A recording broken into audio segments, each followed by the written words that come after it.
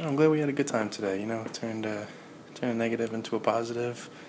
You know, this is a weird day, but we had a nice walk, right? You doing all right? I mean, I know you had a tough day, but you okay? And how are you going to get to work tomorrow? Did you want me to drive you? Don't you know what happened this afternoon? On November 14th, 2008, I was in a car accident coming home from school. It was raining and my car hydroplaned. Instead of going into 6 lanes of traffic, I crashed my car into the guardrail. That moment changed everything. My name is Monica, and I am a traumatic brain injury survivor.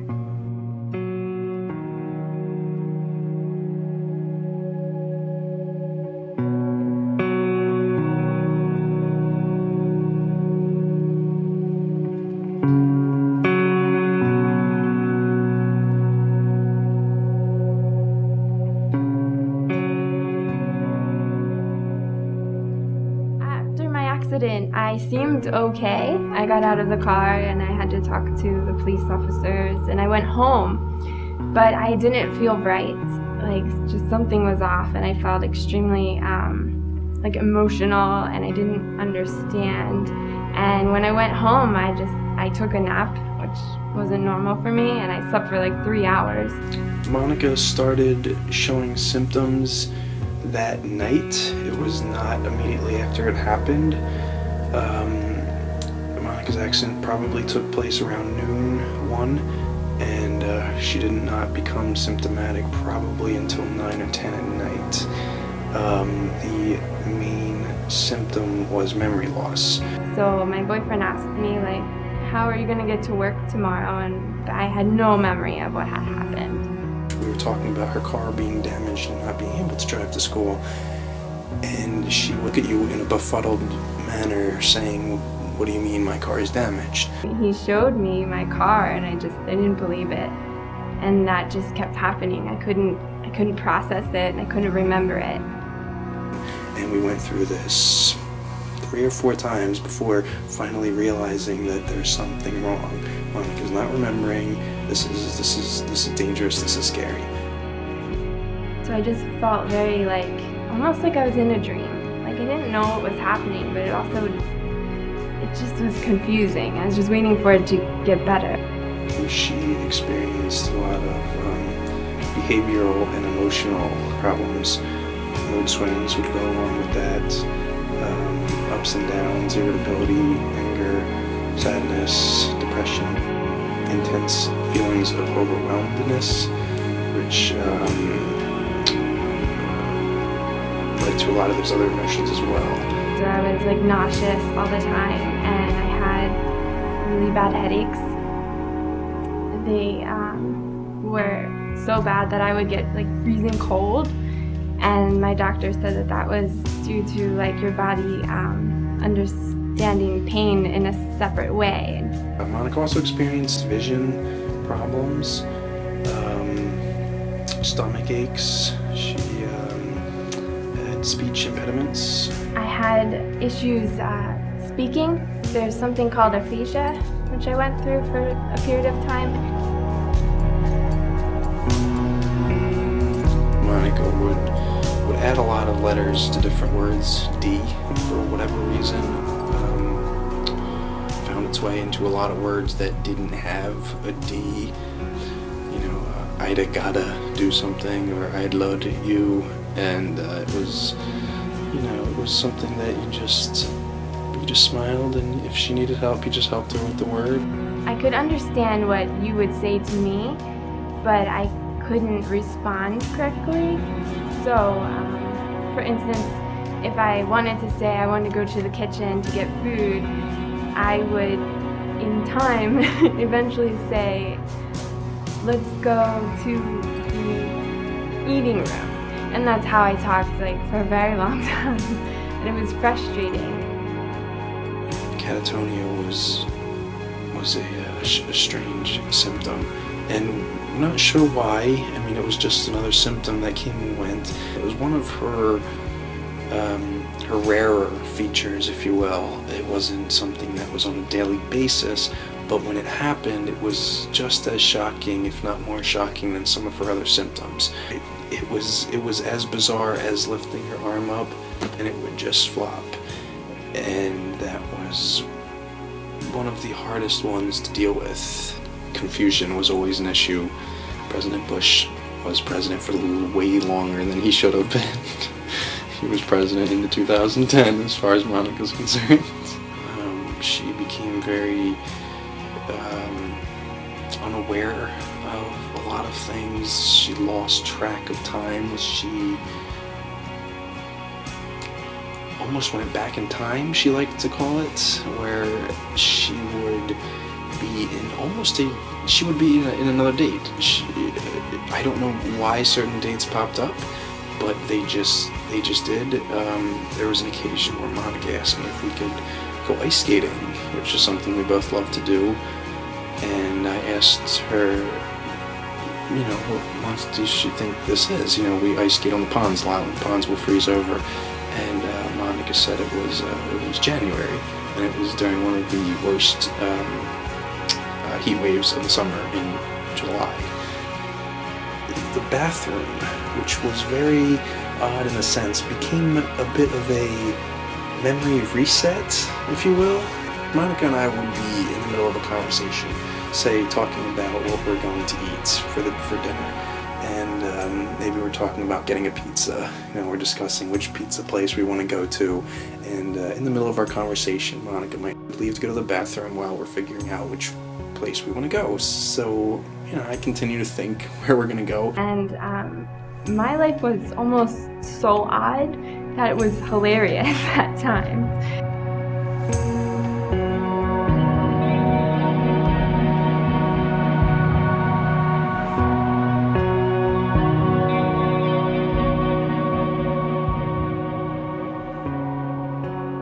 She comes out, can't be 3-4 minutes later, and I ask about the pizza, and Monica has a empty stare.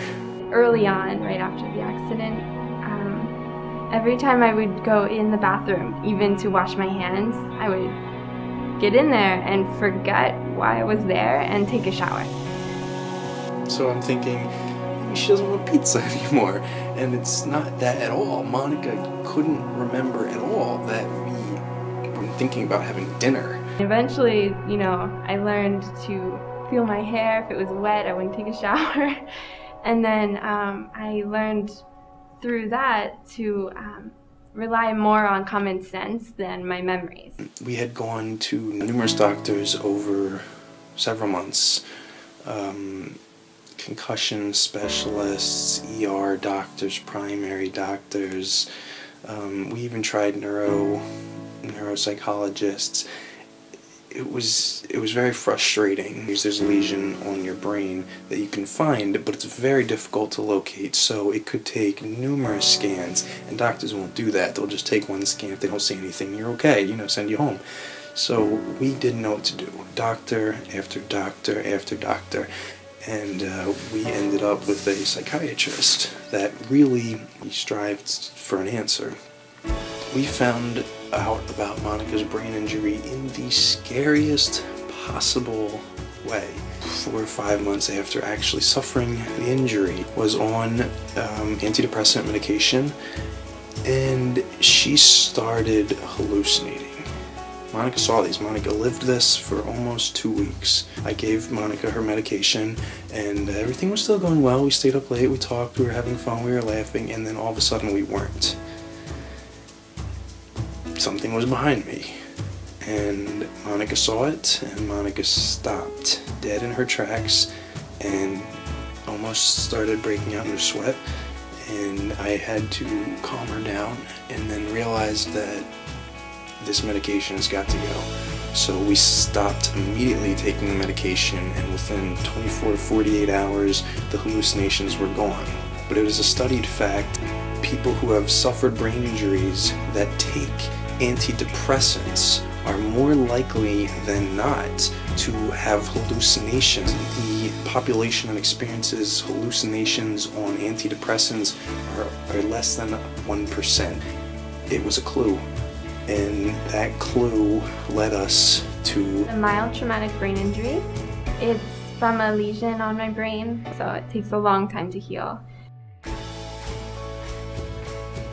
Most people rely on their memories to make sense of the world, and I had to kind of backtrack and relearn and figure out how to deal with this. The therapies that helped Monica recover were wide and vast. Therapies in the literal sense of the word, which, you know, we'd go to a therapist, psychiatrist, and he would, you know, give her sessions. Then there was some therapies that I figured out myself, because there were so many doctors that just didn't offer like options. I was very self-conscious about my speaking, and if I was ever nervous, I sounded like I was foreign. And I knew that, and that was part of the problem.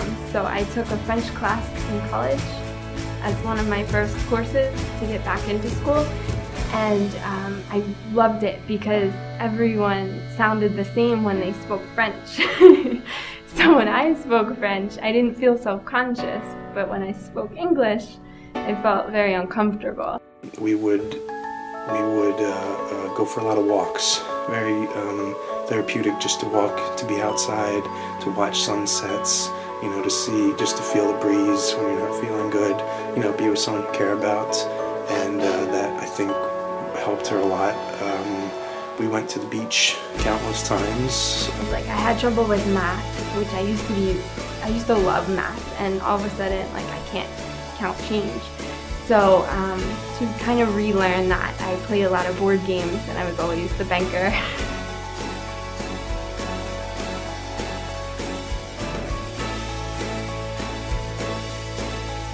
I took some art classes, and I took charcoal, and I learned communicate,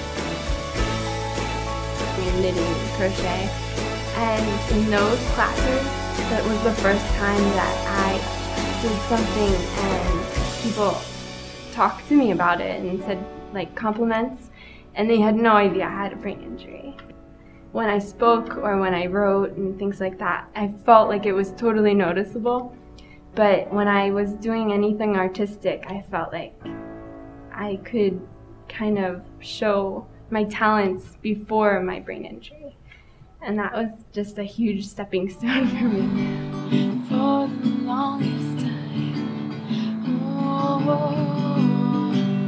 for the longest time. The most difficult part of recovering was kind of mourning over who I used to be, because after a brain injury, a lot of times you look exactly the same and people can't tell.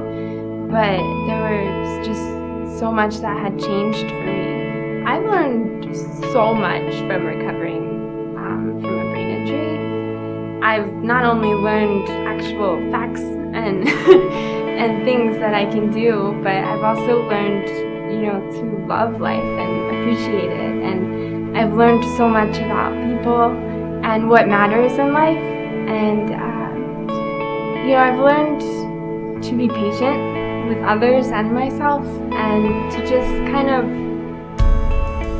like love everyone for who they are, not necessarily, you know, what they look like or what they enjoy, but to love them for exactly who they are. I think that was an important lesson for me, because I suddenly felt like an oddball and completely weird, but I saw really nice people act as though I was completely normal, and that really changed a lot for me.